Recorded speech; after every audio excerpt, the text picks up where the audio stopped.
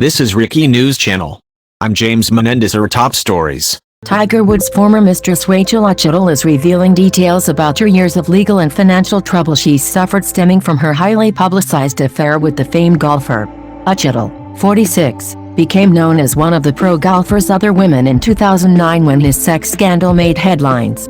Now, a New York Times report about Uchitel's attempts to salvage her reputation shines a spotlight on the strife she has over the multi-million-dollar non-disclosure agreement she signed at the behest of her then-attorney Gloria Allred and Woods' team of lawyers.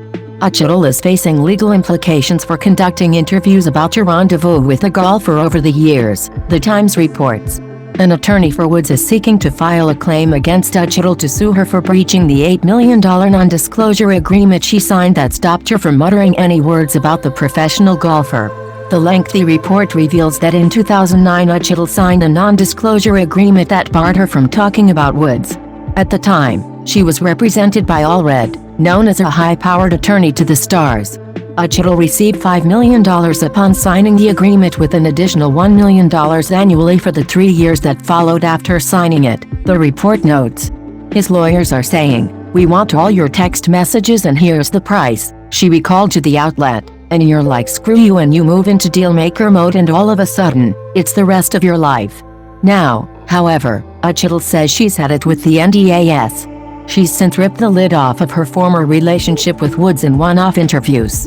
Most notably, in 2019, she agreed to be interviewed for the HBO two-part docuseries Tiger. Uchitel said non-disclosure agreements like the one she signed are a result of a culture of extreme bullying. Per her agreement with Woods' team, Uchitel was prohibited from speaking directly or indirectly, verbally or otherwise about the golfer's lifestyle, proclivities, customs, private conduct, fitness, habits, sexual matters, familial matters, the NY Times reports. She could not have these discussions with anyone, including but not limited to, family members, relatives, acquaintances, friends, associates, co-workers, journalists. Even signing the NDA about Woods was something Uchitel could not disclose, according to the report. Days after signing it, Uchitel signed a retainer that granted lawyers 10 to 20% of paid media appearances, leading her to believe she could conduct narrowly focused interviews, the report states. After signing, Uchitel filed for bankruptcy. She spent the $2 million she netted from the NDA agreement with Woods. The Times reports, however, that Michael Holds, an attorney for the professional golfer, is bringing a claim against Uchitel to block her protection from creditors so that he can go after her for violating the NDA she signed. Uchitel told the Times that the only work she's been able to find in recent years is related to the scandal. She's currently suing the online sugar baby dating service seeking arrangement for allegedly not paying her for a gig as its spokeswoman.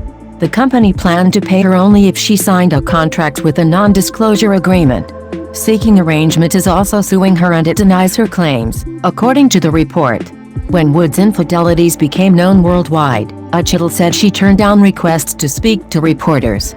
But when other women started coming forward, she grew pissed and tired of lying for Woods, as he and his lawyer and agent left me out to dry.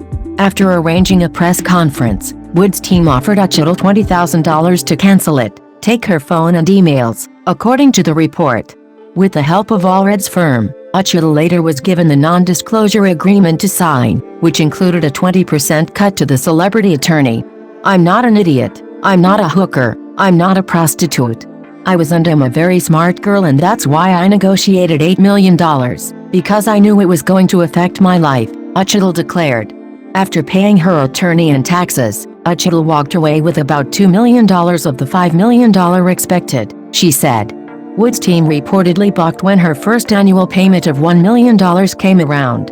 Later, Woods' lawyers requested her $5 million back and did not want to cough up the total $3 million expected to be paid to her annually for 3 years because of her speaking out about the affair.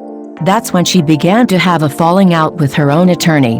When Woods' team requested arbitration, Allred suggested Uchitel to go into mediation, which she did not want to do.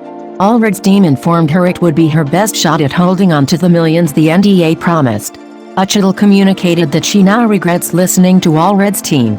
When they presented her with a new deal which would mean she'd give up the $3 million in additional annual payments, it included a provision that Woods would still pay Allred's firm $600,000, their cut of the $3 million Uchitel was giving up.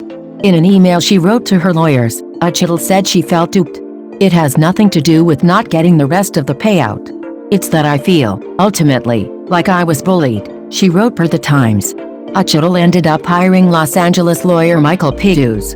In 2014, Pittus helped Uchitel secure $600,000 from Allred due to a breach of contract and breach of fiduciary duty.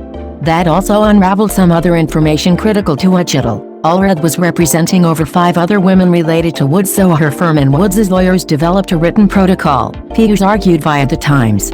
"At every turn, I was up against these big-shot lawyers, and I really felt vindicated," Uchitel said. Pittus died in 2020 and now Uchitel is on her own, the report states. Reps for Holds, Woods' agent, Mark Steinberg, and Allred did not immediately return Fox News' request for comment. Allred and her team reacted with a statement to The Times, writing, "We are proud of the representation that we provided to Ms. Uchitel." The star has apparently become emotional when reading other headlines in the news about women speaking up about their own headline-driven news, such as Monica Lewinsky, Britney Spears and Meghan Markle. Particularly, the outlet reports that she broke down crying upon seeing a teaser for The Me You Can't See, a documentary Prince Harry produced with Oprah Winfrey.